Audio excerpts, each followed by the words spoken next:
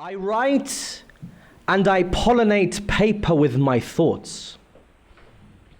I write and I pollinate paper with my thoughts, hoping to be held by their roots when death frowns at my finished days. And time calls out no more, I call out to you. Knowing a question needs neither hook nor bait to catch its answer, the same way you whispered life into my start when I knew you not, but as the light to my darkness, the existence to my nothingness, the continuance of my end. I surrender to my need for you, from my umbilical dependence to the subconscious thought behind my final breath. I have tried to understand you through the eyes that you have created. I have tried to understand you through the eyes that you have created, only to bear witness to the proof of my creation. I have tried to understand you. I have tried to understand you through the eyes that you have created, only to bear witness to the proof of my creation. Each soul communicates to you. Each soul communicates to you through the strength that you have instilled into them. Amid the debris, a child pushes back tears, soon breaks, because even mountains erode with time. But nobody sees the strength behind that silent weight, nor sees how a mother has knitted her home from 1,000 silken webs of pain, and fed her children hope from 1,000,000 broken hearts. What's more beautiful than a smile suspended by a quenched heart?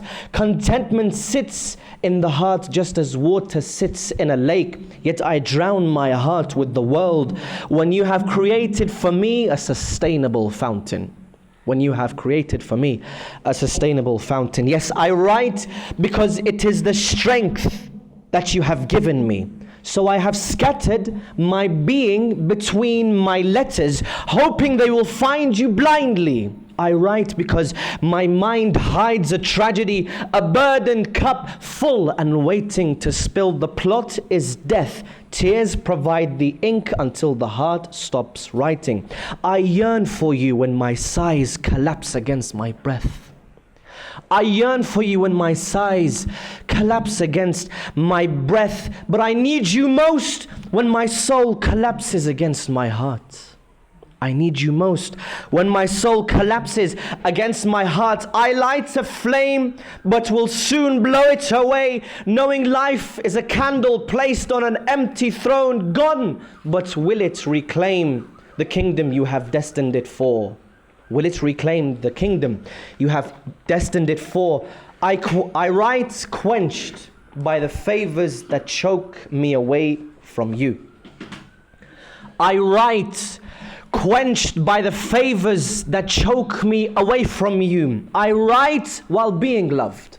I write while being loved, knowing your love for me is the pinnacle of guidance, while my love for you is the shadow of worship.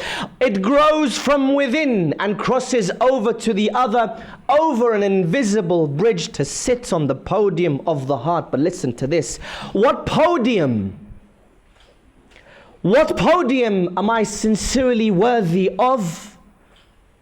What podium am I sincerely worthy of when I love you at my worst? What podium am I sincerely worthy of when I love you at my worst, yet claim to end my letters faithfully? Yet claim to end my letters faithfully. Many thanks to the poet Tahir Adil for that poem. Salli ala Muhammadin wa ali Muhammad.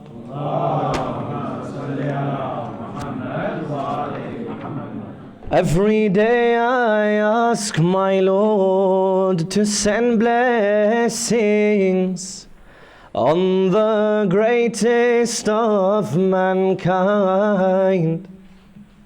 If they ask why, I tell them whilst man is man, Muhammad's one of a kind.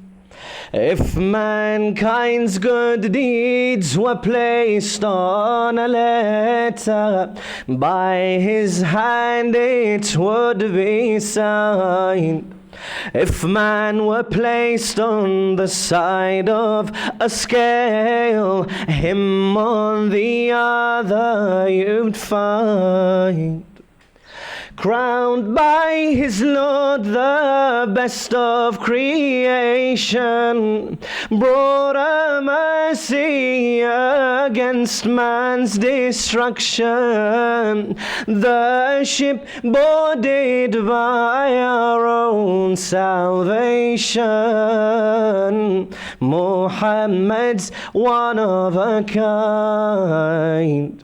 Muhammad's one of a kind. Every day I ask my Lord to send blessings upon the sight of the blind. And I find that the teachings of this Prophet manifest into my mind. He became gardens of contemplation. Blessing him itself became a nation. Then I knew with no doubt and no question, Muhammad's one of a kind. Muhammad's one of a kind. What a character and what a being, living 1,000 years and yet in everything, living in his teachings like an ocean. His teachings still reach us with affection. The name remembered in each affliction. Muhammad's one of a kind. Muhammad's one of a kind. Sallallahu ala Muhammad wa ali Muhammad.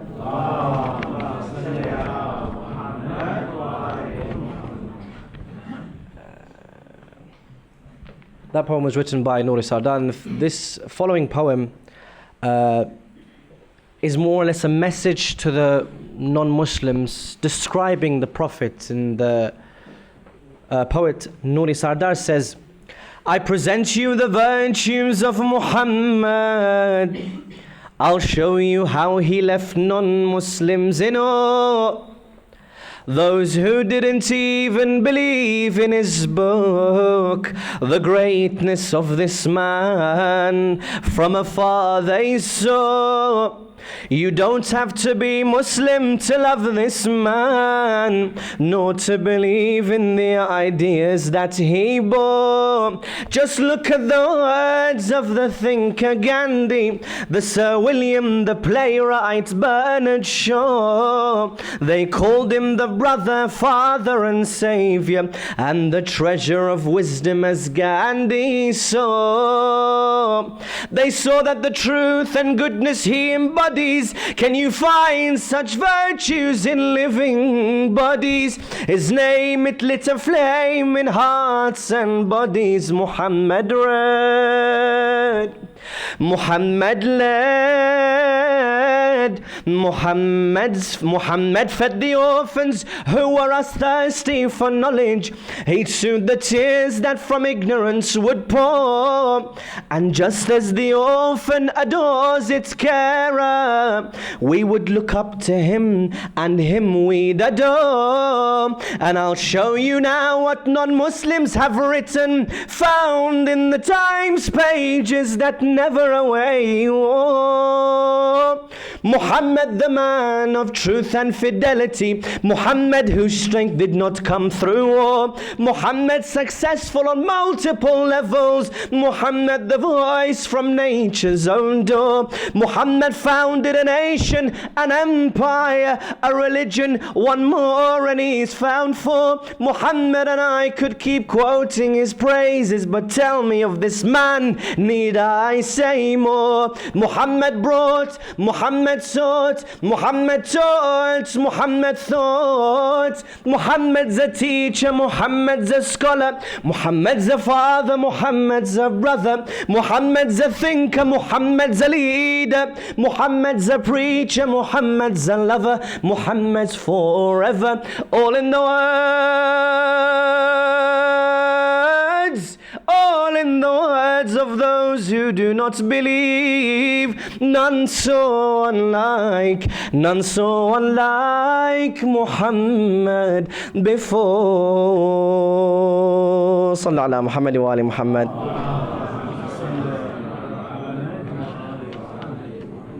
One last poem, inshallah, in honor of the Prophet, if I can find it, and I do apologize, and I've just found it. Thank you. This is more or less, again, a message to the non-Muslims. When they ask, and they come, I guess, sometimes with animosity, but that is, by the way, we're not generalizing the whole of the non-Muslims attacking the Prophet. Most of them are level-headed, and they're most of the time intellectual in their thoughts and their opinions about the Prophet. But we get the minority who are, unfortunately, the loud minority whose voices are heard, especially in the media. And in saying that, this is a message to them, and I will conclude, inshallah, with this. I'd speak to mothers and I'd show them. I'd speak to mothers and I'd show them that heaven, it lies beneath their feet.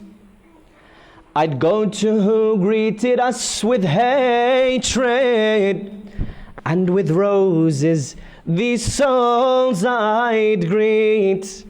I'd go to who greeted us with hatred, and with roses these souls I'd greet.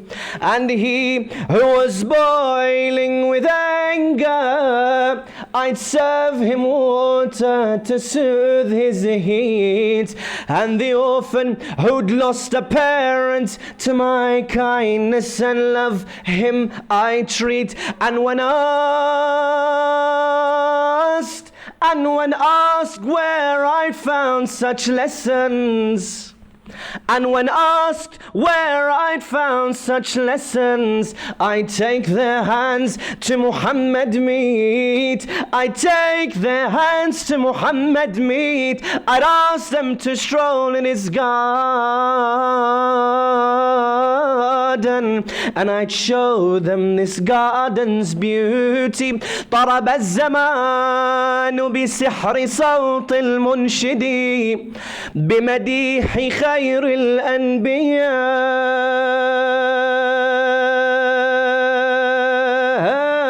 الأمجاد، وكأنه بلسان حال فؤاده نادى بكل موحد متودد. إن مر ذكر المصطفى، إن مر ذكر المصطفى في محفل، أدم الصلاة، أدم الصلاة، أدم الصلاة على النبي محمد.